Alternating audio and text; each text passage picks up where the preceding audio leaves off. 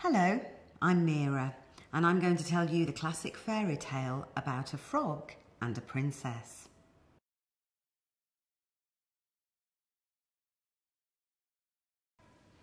One fine evening, a young princess went into a wood and sat down by the side of a cool spring of water.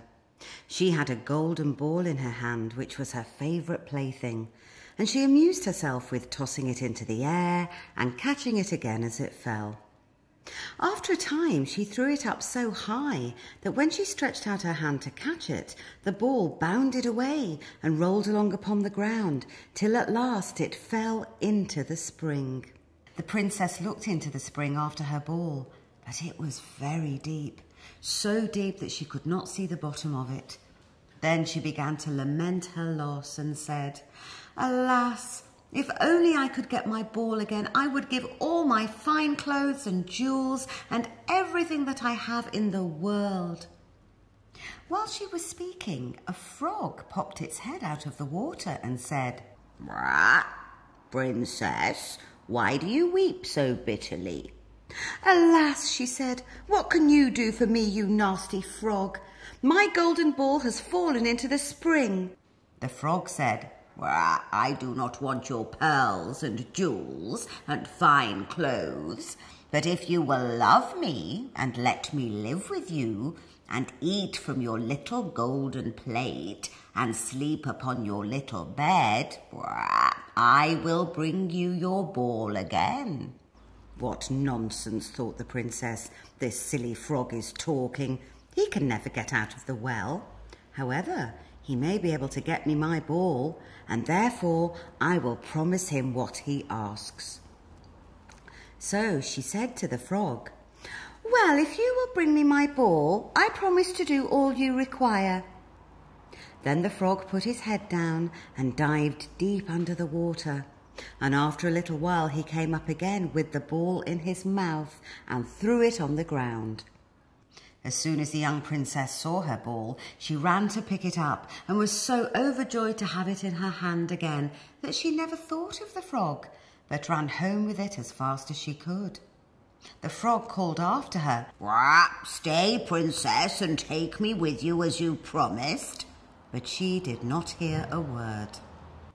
Later that day, just as the princess had sat down to dinner, she heard a strange noise, tap, tap, as if somebody was coming up the marble staircase. And soon afterwards, something knocked gently at the door and said, "Open the door, my princess dear, open the door to thy true love here, and mind the words that thou and I said, by the fountain cool in the greenwood shade." Then the princess ran to the door and opened it, and there she saw the frog, whom she had quite forgotten. She was terribly frightened, and shutting the door as fast as she could, came back to her seat. The king, her father, asked her what had frightened her. "There's a nasty frog," said she, "at the door who lifted my ball out of the spring this morning. I promised that he should live here with me, thinking that he could never get out of the spring. But there he is at the door and wants to come in." While she was speaking, the frog knocked again at the door and said, "Open the door, my princess dear, open the door to thy true love here, and mind the words that thou and I said, by the fountain cool in the greenwood shade." The king said to the young princess, "As you have made a promise, you must keep it. So go and let him in." She did so, and the frog hopped into the room and came up close to the table. "Pray lift me up upon a chair," said he to the princess, "and let me sit next to you." As soon as she had done this, the frog said, "Put your plate closer to me, so I may eat out of it." This she did, and when he had eaten as much as he could, he said, "Now I am tired. Carry me upstairs and put me into your little bed." And the princess took him up in her hand and put him upon the pillow of her own little bed, where he slept all night long. As soon as it was light, he jumped up, hopped downstairs, and went out of the house. "Now," thought the princess, "he is gone, and I shall be troubled with him no more." But she was mistaken, for when night came again, she heard the same tapping at the door, and when she opened it, the frog came in and slept upon her pillow as before till the morning broke. And the third night he did the same. But when the princess awoke on the following morning, she was astonished to see, instead of the frog, a handsome prince gazing at her with the most beautiful eyes that were ever seen, and standing at the head of her bed.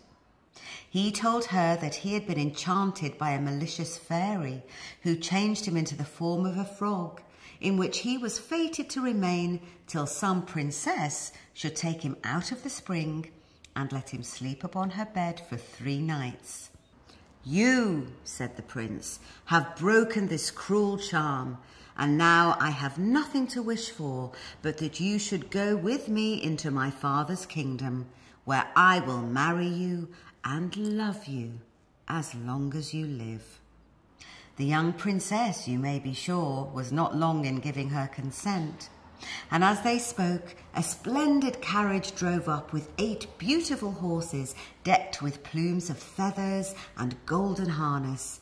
And behind rode the prince's servant, the faithful Henry, who had bewailed the misfortune of his dear master so long and bitterly that his heart well nigh burst. Then all set out full of joy for the prince's kingdom, where they arrived safely and lived happily a great many years.